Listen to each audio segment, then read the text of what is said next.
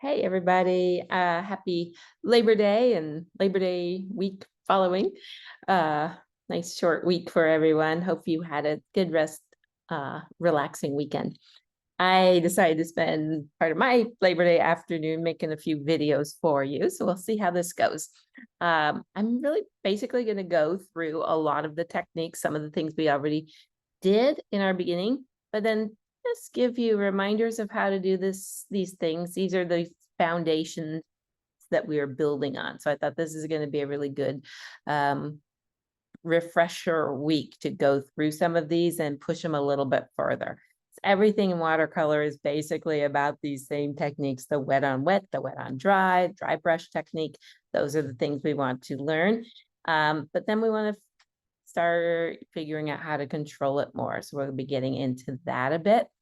But to start with, I'm going to just show you a fun little cheat. Some of you guys are brand new beginners, and drawing is one of the things that people are always asking me, well, do I need to draw in any of my painting classes? I'm being asked this a lot, and I said, yes, you do. So, but don't let that scare you. It's drawing with a paintbrush or even a pencil to get preparatory drawings, sketches, the daily 10 minutes a day sketching that I've asked you to do. All of that contributes to your art. Don't be intimidated by it. Don't let it hold you up.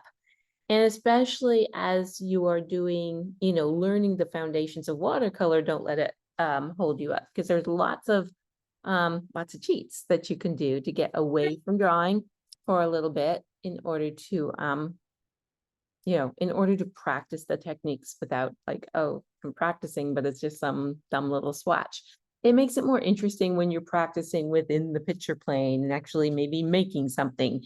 So my little fun cheat for beginners and advanced, whoever wants to do this, is coloring books. I love coloring books. They're fun. They're just filling in the lines. You don't have to think about the drawing, and you can totally focus on that technique, on the color mixing, color matching sometimes, on just the control of the watercolor, how much pigment to water ratio, dry brush versus wet on wet, dry, wet on dry, all of those different things. But when you have something interesting, to put it inside of, like, then it makes it, kind of fun. So generally coloring books come on regular paper, not watercolor paper. And even those really nice watercolor books, they're good for color pencil. They're not usually good for watercolors. So what I like to do is, I've got this website. I will put the link in right below this video. And there's other websites too. But anyway, I found this one. It's free, downloadable art. And so they're famous artists, like you've got Cezanne and Thibaut and all different, all different artists from lots of different stages in art history. And so you can find one that you like. And then what we'll do is we're going to transfer this to watercolor paper. So I'm going to show you how to do that now. And we'll transfer it to the watercolor paper. And then what you get to do is you can take, I don't know if I'm going to do this one or the Thibaut, but like, let's say we did the Thibaut, nice and simple. You can then take these different areas and practice washes, or practice different techniques. So, whatever you end up doing, I don't know, maybe I will do this one. It's fun. And practice the different techniques within this. Yeah, I guess I said that a couple times. So let me show you how, and we'll get started. After that, just for the rest of the different things in the module, just to let you know, there will be, I think I'm going to try to make, attempt to make shorter little videos that you can go back and refer to on the different techniques too, is my thought. So I'll see how far I can get before before other things call out to me. So, all right, so here we go. Let me share, let me put the camera on, the other camera, and hope it works. Yes, it worked. And there's my hand. Get it turned in the right direction. There we go. Okay, so here's my mess of paint that I have here from earlier today. All right, I'm going to arrange a couple things here. Sorry. I should have had this arranged beforehand, but you know, this is how I roll. Okay, if I get that taller, we'll see more. Okay, so what I've done is I've taken a piece of watercolor paper and I've put it to a board. I'm putting taping it to the board. For those, there are a few new, brand new people in the class. I just want to show you this again. When you're using watercolor paper that's not on a block, you want to tape it down to a hard surface like a masonite board, flipboard. Moving stuff over so I have room for it all. So you get all of the sides there taped down. So that way, when it buckles up a little bit, which it will as you put water on, when it shrinks back down, eventually it will dry flat as long as these are all taped down, all sides. So I don't have that last side taped down, so I'll show you. I'm using artist tape. That's usually the best one for this. You can possibly use the painter's tape. Masking tape, like from the hardware store, can get too sticky and it's not really archival at all. So I know these are just the things that we're doing. These exercises are practice things. So that's why it doesn't matter as much. It's not like it's going to be something you save forever, probably. So, but just for best practices would be the artist tape would be the best thing. Anything bigger than what I'm doing here, we'll want to do the other, like put the whole sheet of paper underwater and use the gum tape. And I will be showing you that. I know I told everybody that last time. I left it in the studio yet again, but I will bring that tape home and show you, or I will do a recording from the studio. All right, so to do this, to transfer any design, and you can make your own design too. Like if you have a really nice drawing in your sketchbook and you want to do a watercolor of it, but you know, it's on the wrong kind of paper, or you really want to, I don't know, do something even bigger with it, you can blow up that photo bigger on your printer, and then you could take that paper and transfer it to watercolor paper. Or you can get one of these color sheets, like I said. So the link will be there if you want to find a famous painting that you like and just play within it. It's kind of just a fun activity. You want to take this in other directions, then please feel free to just use anything or not even do this at all. If you're more advanced and or if you're really wanting to create your own thing, I totally get that. But just to avoid drawing for now, just to be able to really focus on putting color down, trying some of these different techniques. It's just nice to have something to fill in and not be bothered with that, not think, oh, do I have a good composition? And do I have, you know, is my vase right? Or are these feeling right? These apples cascading down or whatever it is you're drawing. So what I do is I take a piece of transfer paper, which is torn, but anyway, transfer paper can get used again and again. This one's a blue one. It comes in graphite as well. Graphite doesn't show up as well on my camera for you guys, so that's why I chose the blue transfer paper for this, but it's just this sterile transfer paper. And there's other ones, tracing other kinds of carbon papers and things. So I like this one for this exercise. I'm going to put that down, face down onto my watercolor paper like that. A little piece showing through, but that luckily corresponds to a little white part of the paper anyway on the drawing. So now I've got my drawing over it. If I want to secure it, like especially if there's a lot of detail in it, you might want to just put a little piece of tape down just to keep it from going anywhere. A couple from bottom. Then you're gonna get something. Okay, shoot, I totally. Oh, it is a holiday. Give me some breaks here because I'm so not thinking. No, I have no excuse. I have no excuse. I'll keep trying to make excuses, but I don't have one. That makes more sense, doesn't it? Okay. Picture up this stuff. Any transfer paper is down, so the transfer goes onto there. Of course, your picture obviously is up. Oh, I probably should just remake the video, but I'm not going to. I'll let you guys just see how totally goofy I can be sometimes. All right, now we'll tape it down. Boom. there and maybe one over here. I'm gonna be able to peek, so I'm gonna have them so both at the top. Then you can get pencil, a stylus, anything you want.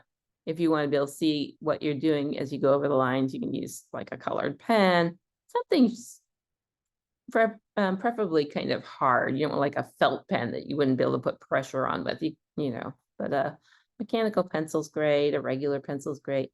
And so you're just going to go along all the lines and sort of keep track if you can. Sometimes it's sort of hard to remember where you did. So it's a little bit of focus. And sometimes you're going over the same lines you already did because like, oh, did I do that one? Like better safe than sorry, just go again. Anyway, I'm gonna go through all of that. And probably good to check every so often to make sure it's actually working. So let me get that little bit done.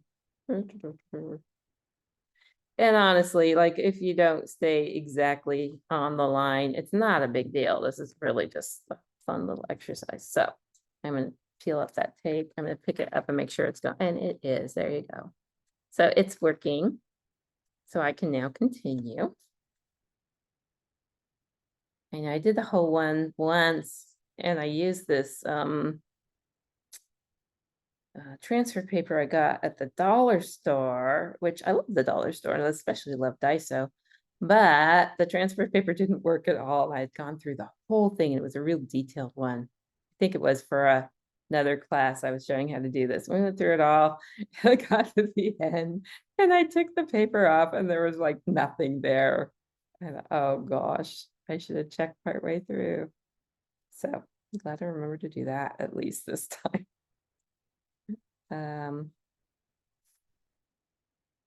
Yeah, I didn't want you like spending the whole time watching me do this, but go a little bit longer and then I'll pause the video so you can go get your own and start the process yourself. Seriously, it's hard to remember what. I feel like I have done that one already, but what if I didn't? I suppose I can keep talking. You know, maybe I'll do that. I'll just keep talking while I do this. It's very relaxing. If you don't, get too hung up and like, oh gosh, did I remember to do the things? I should have done the Tebow ice cream cones because they were like super easy. But what I like about all these little areas, every little patch, like you can certainly copy it like the original painting, but of course, in the Cezanne, the original painting was oil and there was a lot more to it than just these shapes. So if you could totally forget about the original and just now I've got this really cool thing to paint. If I did that or not. Then,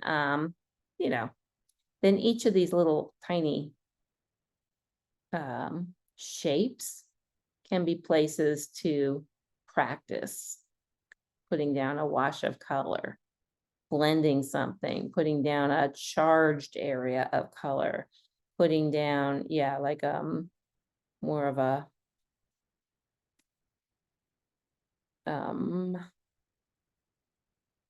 when we blend things together, when you have like a variegated wash where there's a couple of colors joining each other or even more, on the wet on wet, but then also doing some different dry brush techniques, using one of the shapes just to like, oh, I wonder what happens in this kind of mark making, seeing what this brush does and comparing it to the other brush. So rather than having like this great painting coming out of it, because again, it's not, it's just a copy and we're not really trying to do a master copy. It's a coloring book copy. So you can have fun with it and you can just totally explore lots of different ideas and switch up the colors and do different things. So that would be my advice. I know in the past when I've done this with other students, I did that one already. With other students, they want to, find the original and get all the right colors and stuff. And that's a good exercise too for color matching. If color's your thing, if you've been, you're relatively new to watercolor, you know how to put it down, but your color mixing isn't the best possibly, then this would be a chance to really match colors then I would say by all means, find that original, go online and research, find it, and see if you can blend and, you know, mix some of those colors out of the colors that you have and see how close you can come to it. And that could be a fun and useful exercise. So do a few more of these and then get going on this. And then the other thing too, like I was saying, if you have a favorite drawing that you've already done, it's great. A lot of people will do like go plein air, right? You'll go out to a park or you'll sit in a cafe somewhere and you're doing a sketch that you really like how it came out. And you thought, oh, I wish I had done this on watercolor paper. You can certainly just look at your sketch and draw it again. I want you to get the confidence to be able to do that. That's come from doing your daily 10-minute a day sketching from life. If you do enough sketching from life, you know, 10 minutes is all every day, then you would be able to, it'd be like a super easy peasy thing to look at the sketch you did and put the same thing onto your piece of paper. If you know, but if you're still like a little shaky on it, this is certainly a good I got that part or not. Nope, I didn't. This is certainly a good way to get that down and not to waste too much time, you know, trying to replicate it by redrawing it. But you could do either. And like there's a lot to be said for redrawing. I just don't want the frustration at this early stage of the game. I don't want you like guys quitting. It's like, well, I can't draw, so I'm not going to be able to paint. But that's not true. There's lots of ways to paint.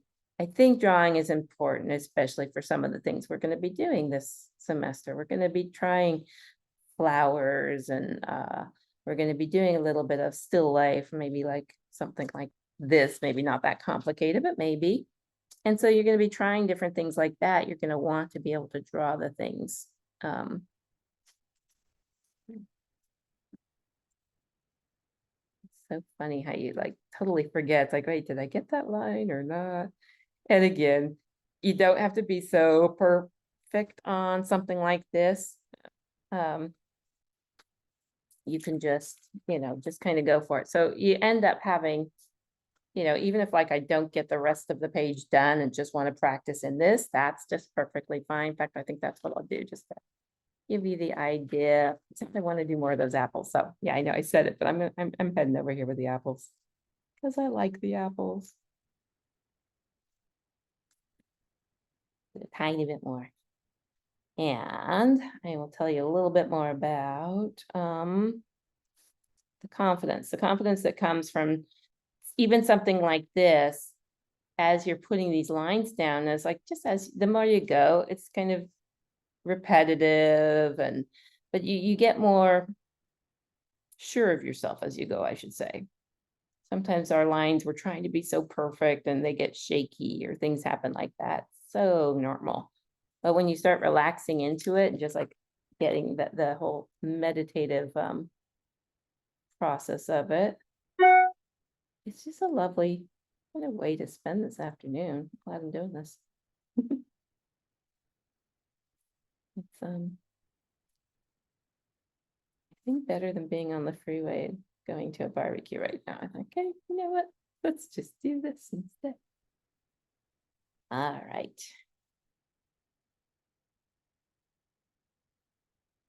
I'll just go for the rest. One of the things of drawing is really like picturing, like I know this is tracing, but when we are doing our own drawing, it's about kind of visualizing what you want oftentimes, like even in your daily sketches. So I'll repeat that instruction again, because I know I said it the first day. I don't remember if I repeated it again yet, but we are going to be doing a sketch 10 minutes a day, and it can be anything, and it can be as messy as you want on the back of an old bill or a grocery bag. I don't care. It's really just the process of seeing something in life and putting it down on paper. And the more you do that, the more comfortable you come with doing any of this.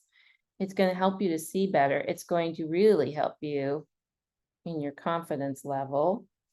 And it's going to help actually make these little brain pathways, neuron pathways in your brain that will help you in all of this, if you keep it as a practice. So again, I said, it's like brushing your teeth. It's not the same to say, okay, I did it for an hour this week, and that was it. But it's the 10 minutes a day that make the little brain pathways that you want. I think I missed that one. Yeah, I did miss that one. So that's what you want to do this 10 minutes each day, just like brushing your teeth. You want to brush your teeth every day, you know, for whatever, couple times, 2-3 times a day. That does a whole lot more for you than brushing your teeth once a week, right? So if you think about it that way, it's like, okay, now I get it. It's a habit that you're forming. And if you can form this habit, it will serve you well in all of your art classes, not just mine, and in a lot of other things too, memory and all sorts of things. So, yeah, I think I got enough of it. Now, let me just get that one little line because that's a cool shape. All right, so we have a drawing, and now you have a space you can start filling in with paint.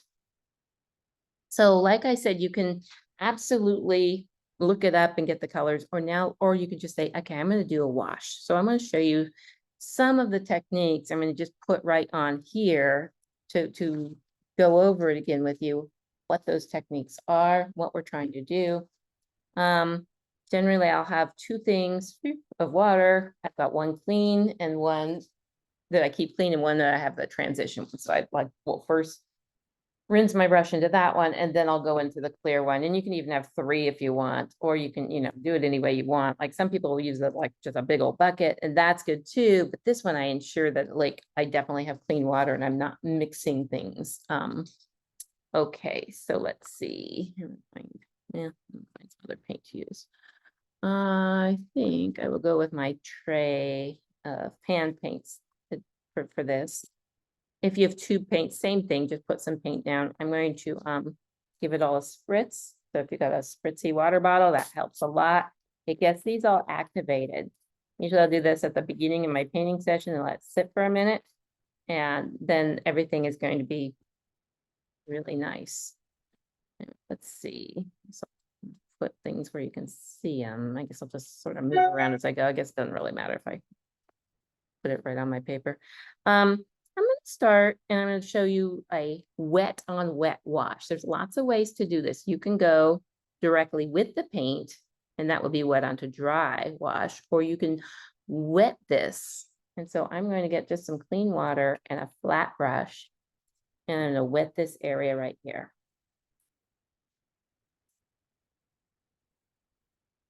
And I don't know if you can see, let me move the camera a bit.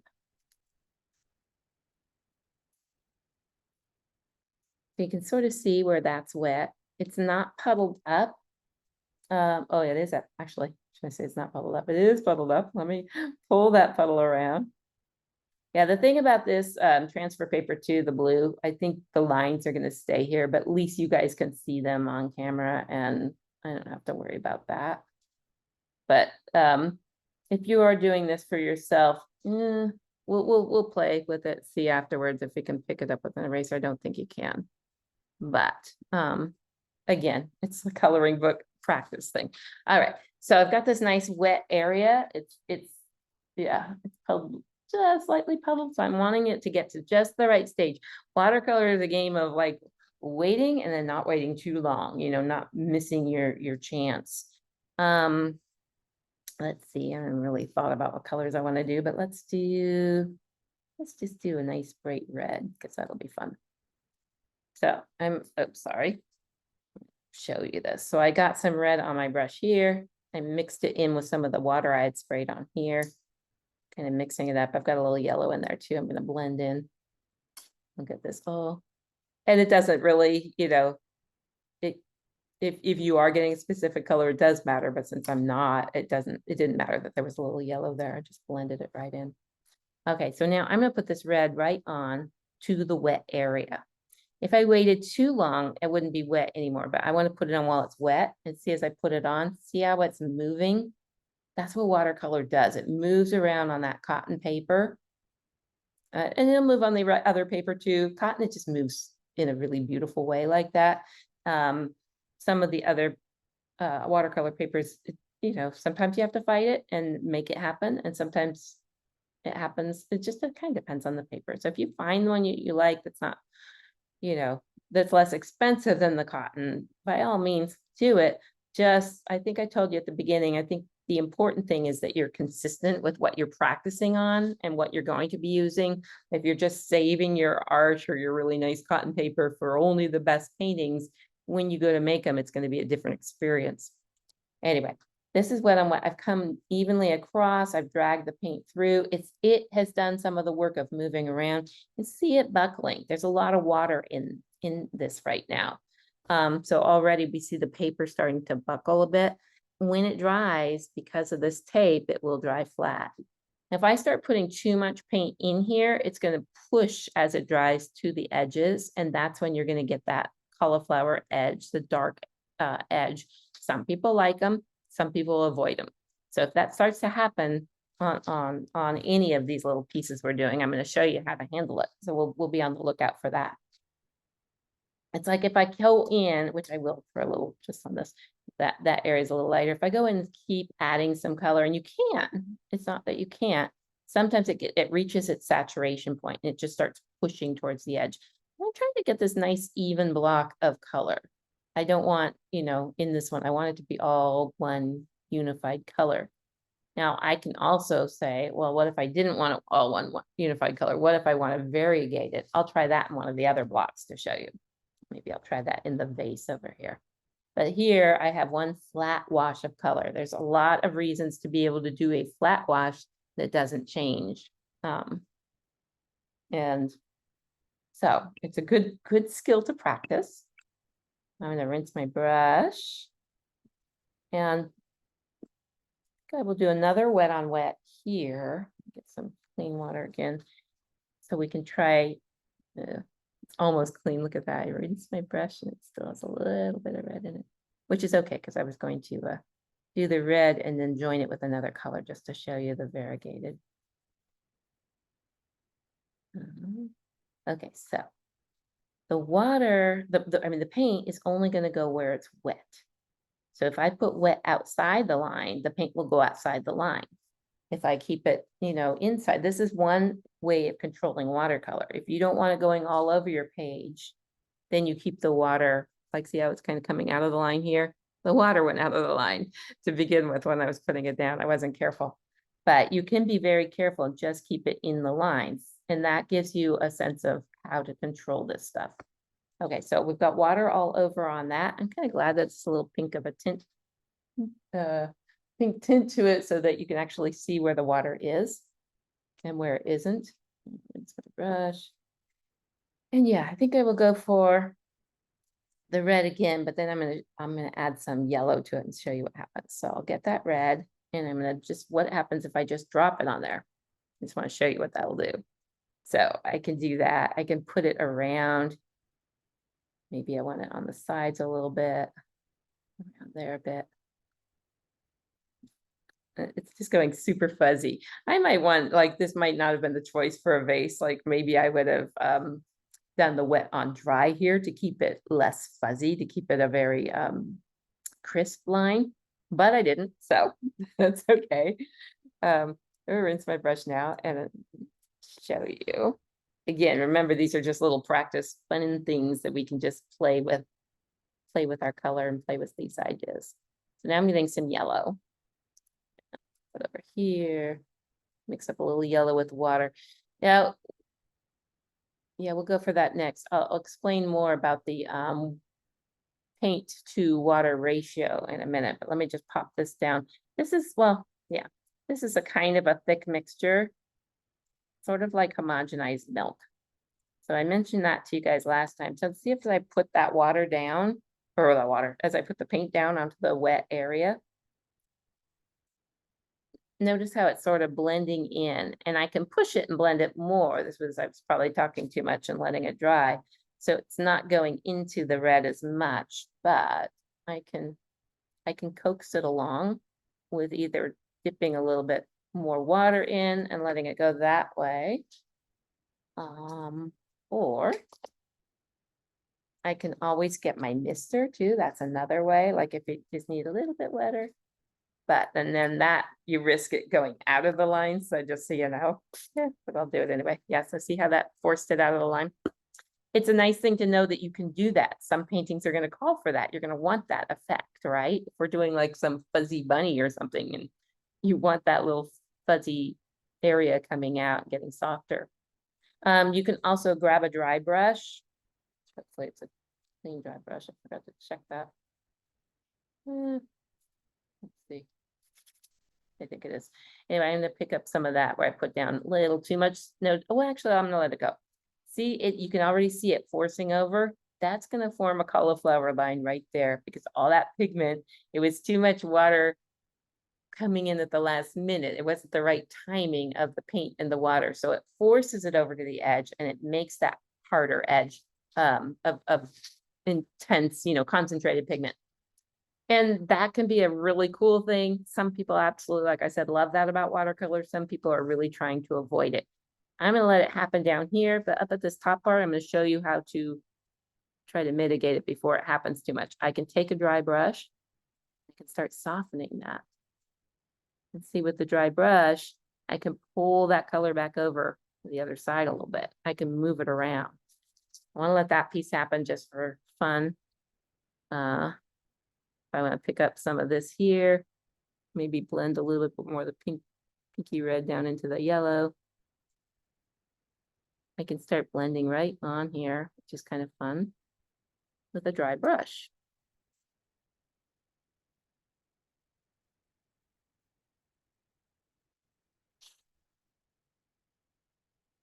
So from here, I wouldn't want to do anything around it because if I do, it's going to seep into it. Unless that's the effect you want to keep all of this dry while that dries. So everything surrounding it, then you have control over your painting. Now, a lot of times people don't want control. You want to just go all psychedelic and weird. Hey, I'm behind you 100% if that's what you're going for. But if you're like not and saying, just not thinking about it, then it's like, oops, well, you probably should think about it. All right, I'm gonna grab a round. Which one is this? No, that's not even a good brush. I'm not gonna grab that round. Let's see. Let's see where I put all my brushes. Here's the round I'm looking for. All right, so sure that's rinsed off. And I can continue this red up here because I didn't get that. So I'm going to do that and then leave it. And this is going to be a wet on dry. So again, I'm getting more of the paint too. Let's move that up here so you can see it. I'm gonna get a little bit more of the paint. I put a little bit more in here. Now, when we're talking about water to paint ratio, we talked about it last week, and I just want to remind you here again that I look at it in terms of milk. So a very weak mixture will give you a pastel or a very light, pink, for example, right? If you want, people say, well, how do I get pink? It's just adding more water to the red and you're going to get pink. You don't mix it with white because that's going to make it opaque. Instead, you want the translucency in watercolor. Mostly, there will be times it might call for every now and then you might want some opacity, but for now, let's just talk about watercolor as a translucent medium. So the more paint to water combination, the thicker it gets, and you can go anywhere from non-fat milk, right? That's very watered down. I remember drinking that as a kid and it's like, oh my gosh, my mom loved it and I hated it. Then you end up growing a taste for it. It's like, okay, it's not that bad. Anyway, so non-fat to low fat to whole milk to half and half to cream. And that's usually as far as you go unless you're getting it straight from the tube. So this is about a non not fat. I mean, this is about a low fat mix right here. So it's a little bit, it's going on fairly dark. Actually, I would call that it's not quite whole milk though. No, somewhere between whole milk. When you look at it, it's the viscosity that I'm looking at. That's how I determine. There's no like clear science behind this. So yeah, that's going down fairly dark. So see, I put this because it's darker. Okay, so here's the difference. This is going darker because I'm putting it onto the dry paper. This is wet on dry. Whereas this was wet on wet. So the paint that I had that was pretty much the same mixture, it might have been a little bit less, was going and mixing in with the water that was already there. So it's going light. All of it, this is going to dry lighter than it is, but this, is certainly going to be lighter than this. So if I'm wanting to blend, then as long as this is still wet, let's go for it. I'll bring it in so it will make it look right. And I can also, if I put something down, it's like, ooh, that's darker than I wanted. Let's see, not that one. I can get a dry brush. Let's see, get a dry brush that's clean. Get a dry brush and pick. Oh, look what I did. That had yellow all over it. Oh, well, it won't. I'm going to pick that up before it dries. And now, see, it's going to match a lot better. There we go. So pick up some of the paint. Let's see, I always have to remember that when I do that with a dry brush, I always forget, and it's mostly a dry brush until I put it down to pick up something else. And then all of a sudden, oh wait, there was red on there that I didn't realize. Rinse all my brushes right now, so I don't have to worry about that. I rinse my brushes. I always have a towel or paper towel or something, and then I just squeeze all that water out. Then I have these set aside, dry brushes then to use. And that one had yellow all over it. I didn't rinse that one yet. Okay, so hopefully you get the idea of that. Now see how that's cauliflowering out there? Just like, it was a lot of pigment. It's pushing into that. And sometimes that is a really neat effect. I'm actually liking it. It's looking like a cracked vase or something. So I'm just going to leave it.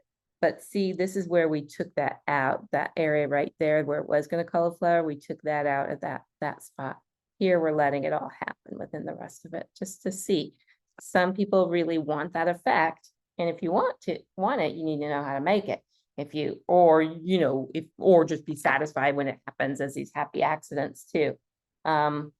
Otherwise, you need to know how to control it and keep it from happening, which is what we did with just taking the dry brush and moving that color back out. Okay, so let's see. Some of that up. All right, we'll let that area dry.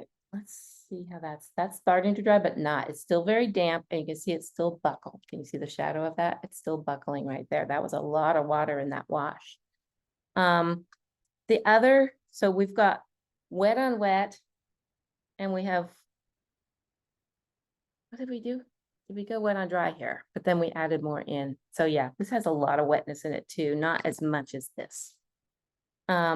Let's go to an area that's totally away from those though. And that's usually like what I've said, if you work, doing lots of, 2 or 3 paintings at a time, then you can abandon something and go work on something else.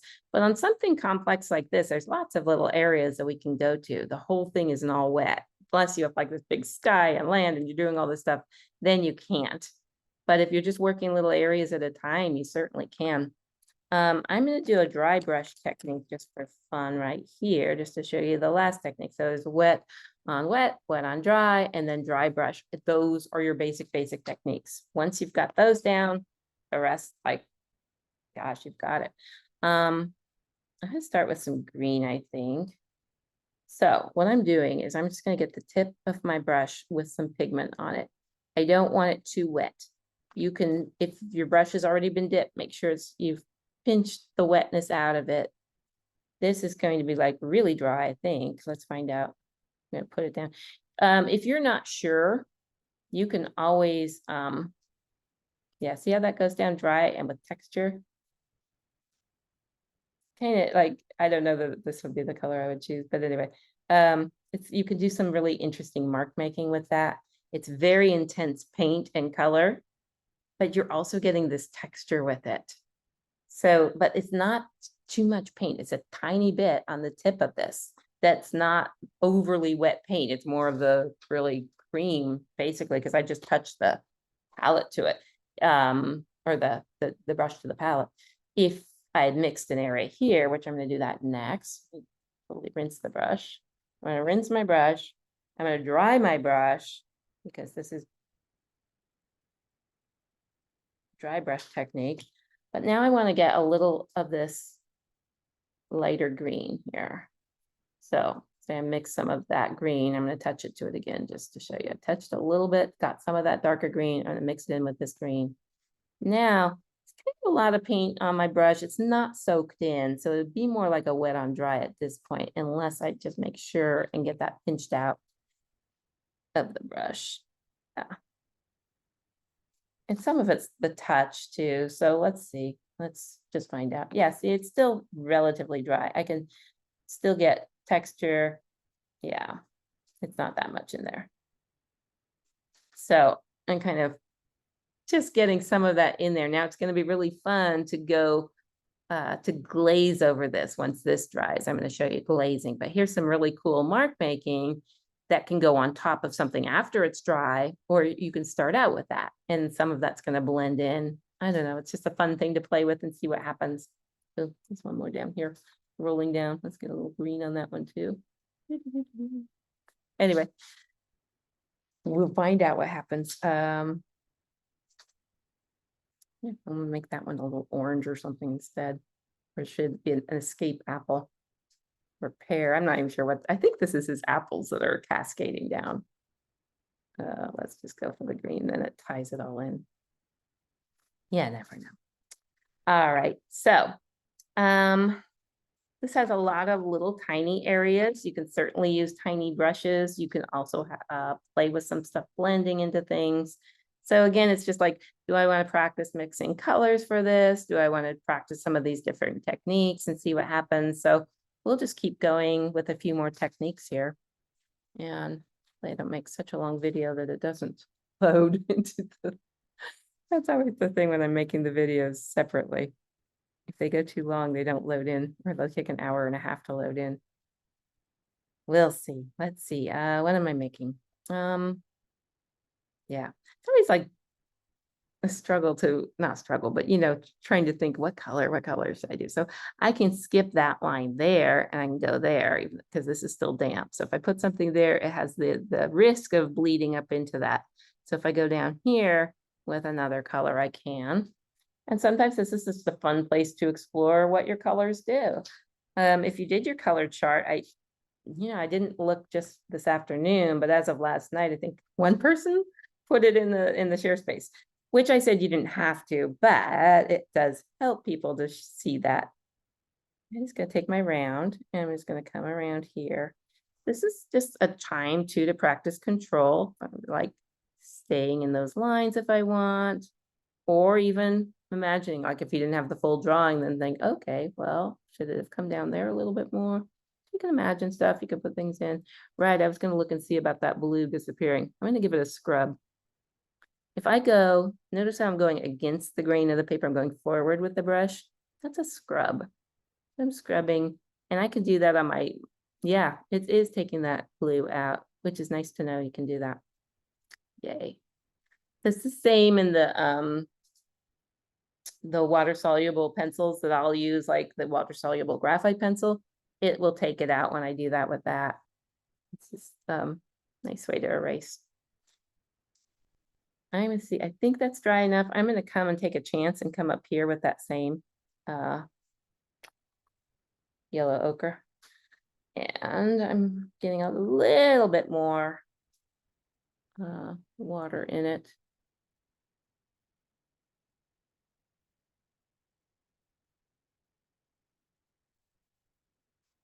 Yeah, so if I want to take that same color down here and say, oh, now I want to imagine it going into shadow, that's like a whole other thing. That'll be another whole lesson, so don't worry about it, but it's sort of fun just to see like how far you can push things on your own. When you've noticed things, if you've looked around Even if you've been doing your 10-minute a day drawings and you're noticing, oh, the inside of that vase, it should be going darker down there. So I'm putting a light yellow for now. But then I'm going to glaze over a darker color and see what happens. I can mix it right on there, or I can wait for it to dry and glaze. So at this point, since that's wet too, I want to wait for it to dry, because otherwise it's going to creep up the edge. If I want to keep that edge, I'll wait and I'll come back and do that one darker. Here, however, maybe we'll, I don't know, maybe we'll go for it. I mean, I don't know if I'm going to finish this whole thing. I just want you to get the idea of lots of the different techniques though. So, we'll see. A little longer. You can change the color and mix the darker color. That would have been a solution for sure.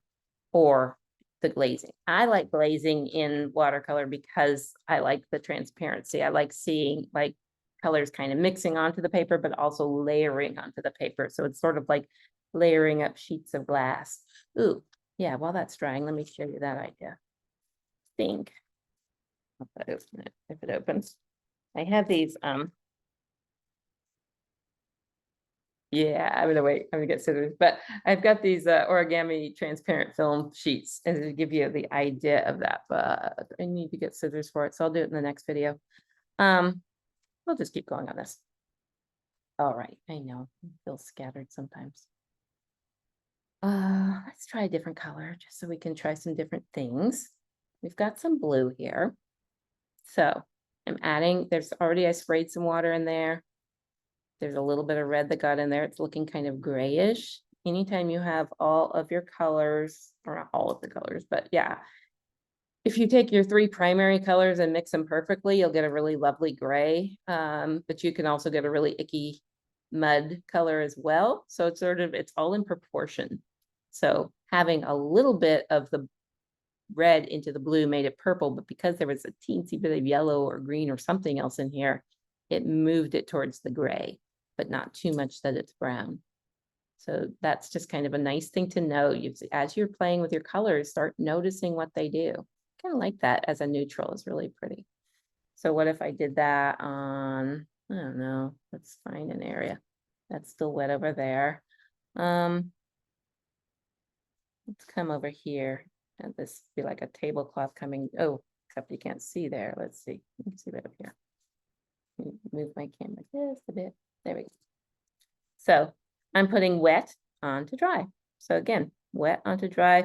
This is with a round brush. You could do it with a flat and you get more of an even surface. But since this has like these little folds and wrinkles, sometimes it's fun to just play. If I lift it up, very light touch, you can get almost that dry brush technique towards the end because the load of paint is decreasing. So not as much comes out of my brush. I press the brush down hard, depending on your brushes you have. Remember we talked about brushes earlier too. They'll hold and they'll have just an even disperse of the paint in the water. When it's a cheaper brush, it might all come pouring out. So if you're having struggles with that, that's one thing you can note. All right, so the thing about going the dry brush here and letting these folds and things happen is now I can dip into some water and I can maybe even just pull that same color. I can blend. So that's another thing you want to start looking at a little bit. I'm scrubbing that out. That's why I'm going back and forth. I'm scrubbing out that line. I want a little bit of a blend in there. And maybe I want to go darker around where that fruit is. So I can get back into that while it's still wet and pop some in under here. When I just tip the brush, just touching it to the paper like that, little tap, tap, tap, it's putting color down. It's called charging. And maybe I want it coming down a little bit more, coming down that fold where it's in there. So I can get some really neat blending going. We'll definitely be doing that when we're talking values. I think that's next week, I believe. Anyway, soon, but I'm pretty sure it's next week. We'll talk about the values, the dark and the lights. And this is just a little heads up on some of the techniques to get there. So charging is a great thing to be able to just like get a little color into a little area. And maybe I want to go more. So I know that I had mixed this ultramarine blue was one of the ones in here. So what if I just got just mostly ultramarine now and played with some of that on the same little tablecloth, and maybe charge a little bit of that ultramarine and see how, like, there's just a little subtle shift in it. And if on a round that comes to a nice tip, you can get in there. You don't need a really tiny brush. You can use tiny brushes. I generally don't. I usually just go with whatever, a couple different sizes. I've got this one in the flat, and I think I have one bigger flat, and I don't know.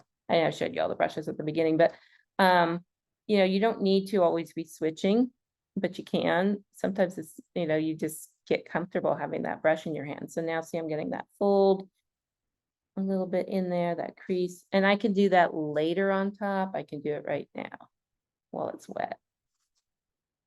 And it's fun just to sort of try drawing with it. This is like perfect for, trying all these different things that maybe you wouldn't get a chance to on some of the ones that we're doing. It's just like, it frees you up. It's like, oh yeah, I don't know what happens if I do this or that. I'm not tied to this at all. I'm not looking at the original. It doesn't really matter. But now if I want that to flow down and blend in, let's try what happens if I just get a little bit more of the gray. So I'm just going to take some of my, doesn't even matter if I put the dirty water in, get a teeny bit more of that red over there, bring it back in here, get more purpley. Now I can take some of that. I'm going to scrub some of that blue line out. Move it over there. And oh, that's where I was going to take it down there too. Kind of flowing down the paper. Again, if I wanted to use my spray bottle, I could do that, but anything you want to move it around. Just getting some of that watered down version of it, I can take it up here and see how that's getting much lighter. It's a lighter mixture of it. I just put a little bit more water onto the brush that already had the pigment, and I'm bringing it over the top there. If I want to pick some of that up to have more of a highlight, I can get my dry brush and pick some up. This is going to come in, like, we're going to do a whole lot of more of this, a lot more of this in future classes of the control aspect. But just knowing some of the things that you can do in the beginning is very helpful, I think. But I also don't want you stressing over it. So, it's nice to know possibilities, I guess. All right, so let's see how these are doing dry wise. Yeah. And that, yeah, let's glaze this area for fun. I think it's dry enough to glaze. Still might be damp, but I feel like it's good. I want to glaze a little darker in here, like I said, to have that shadow. If I took some of that same blue gray that we were using, I could also try a neutral tint, but that's a fairly, like, let's just see what happens. Because it might go kind of green because we're doing a blue, oh, sorry, you can't even see that. We're doing the blue over the yellow. And so let's just see what happens. Yeah, it's going to turn into more of a greenish gray. See that? But it's looking nice for a shadow. And there's one thing about like using a lot of the same colors in a painting, it unifies it more. Yeah, I'm going to come down here with that too, just for fun. That same gray. I'm going to put that down and maybe see what happens when we put some yellow over it. See, this can be all kinds of experiments, or we could just leave it as the blue because that actually looks kind of cool. What happens though if I glaze some of that here to get a shadow on the vase? So, isn't that cool? Maybe around the under part of.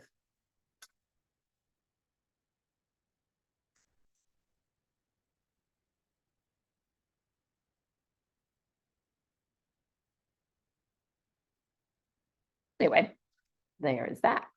Maybe around the base of this now. Not quite sure what is going on here, if it's sitting on a pedestal, I'm not sure. Or if some of that cloth is coming around. A lot of times, I know I'm trying to think to this paintings. I know I've seen it, but anyway, a lot of his would have like these draperies throughout, and then all the props sitting all over it, and the cascading apples and whatever was around. All right, so let's see next. This is still like, I just went so wet on that, but that's really, yeah, it's drying. And one like Yeah, tape is still down really well, so I'm not sure. Sometimes we won't know till like the next day if that's gonna flatten out. It should flatten out. I always have my doubts. This is a paper I haven't used as much before. It's the Aquarello. Fabriano, but it's cotton, 100% cotton. So anyway, we'll see. Let's glaze over some of these apples. So we can see what happens. Like what if I put a yellow over the top of that? I'm gonna rinse my brush. I'm gonna get maybe just a nice bright fancy yellow. It's a cooler yellow. So if you were studying the article that I gave you last week about warm and cool, this would be a cooler yellow. It's moving more towards the blues than towards the reds and the oranges. So I've got a mixture that's semi, it's this kind of like a whole milk, I think. And if I place that over this, notice how all of the mark making stayed. I didn't move any of that. It dried and I can glaze right over the top with my yellow. And maybe I don't like that patterning, like, and I really don't actually, but I was showing you dry brush without thinking about it, but that's okay. Let's just go for it and see what happens. Now, if I got this, let's sample. If I got this a little wetter, and scrubbed, I might be able to lift. Yeah, I can lift and maneuver slightly.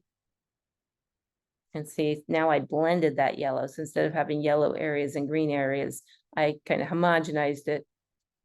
Gosh, we're on to milk. We really did move it together to make a mixture of green. You still have some of that dark, but all this turned green because I scrubbed with it. So it's about the touch, the way you're touching the brush to the paper. If you don't want it to move, you have some intricate detail that you're just wanting to glaze over, then what you want is to just gently lay that color over the top without a scrub. Gently lay it down without a scrub. Same over this one. Now, what would happen if I added another color in while it's wet? It's not going to be glazing anymore. Now we're back to almost like a wet on wet. If I wanted to get a little bit of red in that apple, what if I charged it and see what happens? So charging it, remember I get a little bit of the red paint or whatever paint, get a little more pigment on your brush and you touch it to the wet area and see what happens. That area wasn't as wet anymore. It started to dry, so it's not going to move. But maybe draw with it. See, if I go here, glazing over that dark green, it's turning it almost, gonna look like a plum or something now. It's getting a very dark. And I can charge it just by touching it.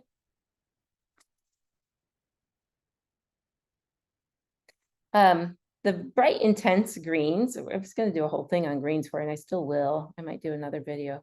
We'll see if I have time, but if I don't, I'll do it sometime this week. That's my plan for this week anyway. I'm going to give you a video now. If I have time, I'll make another one or two today, but otherwise maybe tomorrow I'll make a few more or a couple more or whatever, just to give you a few more things to practice and look at this week. It's kind of a fun way to do this just for a change. I want to see how it works. If you actually go back in and look at things, like the more days you go back in and spend looking at stuff and trying things out and getting your paints out, the better off you'll be, rather than keeping it to just, 1 day a week. Anyway, get the idea of that, of the charging. Let's see if that one's wet enough to charge. I think it is. Let's just put a little bit of red there. Nope, it didn't move. So if it doesn't move, again, you can, oh yeah, it's still, yeah, it will. Put some of those little stripes. These are Gravenstein apples now. If any of you have ever had Gravenstein apples, but they're the absolute best. And they're only out for a very short time. And they're only in Northern California, unfortunately. So let's see. Get a little bit on that. Get it with a little red. Anyway, it's fun. It's fun to try blending and seeing what happens and trying different colors next to colors and watching them move around with them. When those dry, then I could go in. A lot of people say, well, do I put the background in? Because I guess this is a platter that these apples are sitting on. Would it have been better to do the platter first and then the apples? If you did the platter all in one color, like say we were making this, well, if it was a yellow one, then that would be fine. But if this was going to be, say, a purple platter or something, then all of the greens would be mixing with that purple. Even when you're glazing over it, some of that's going to be seeing through it. So if you want the green or yellow or whatever color to remain vibrant, then you would do the object first and then the background, or the background first, leaving the white space for the objects. But you wouldn't just paint over that whole platter and then add. And that's some of the things when we are doing a painting and not drawing it, then we haven't really thought that out. Watercolor takes a lot of thought process of like, what am I putting down first? Because of the idea of the layering of colors, because of all that, you have to kind of think and be careful. You have to, because it's light to dark, whereas like oil painting, any of you that are oil painters or acrylic painters, you don't have that problem. But here you guys got to think a little bit opposite. Even though I have seen it been done where they go with the darks first, you can't put a dark and put a light over a dark. You have to keep the light parts light. So that's the thinking, and that's the reason for the drawing too, for having some areas that are drawn.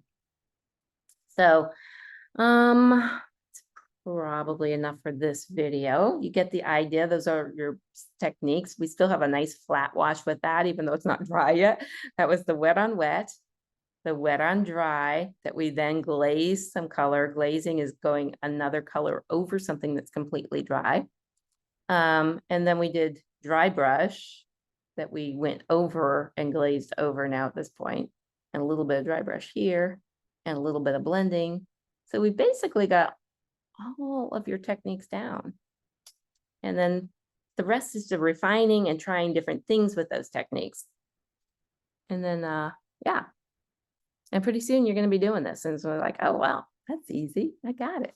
So that's it for this one. I might keep playing with this later or something just for fun, or use it to show some other things in some other videos, but at least I've got a start on it and you can do the same. So again, if you want to copy something, you can. If you want to draw your own thing, you can do that. I would just saving you the trouble of drawing, especially for those that are a little intimidated by it. But it's also just like, if you like to draw, even, it's just kind of fun. I like getting the coloring books out now and then. It's very relaxing, non-stress. So happy Labor Day.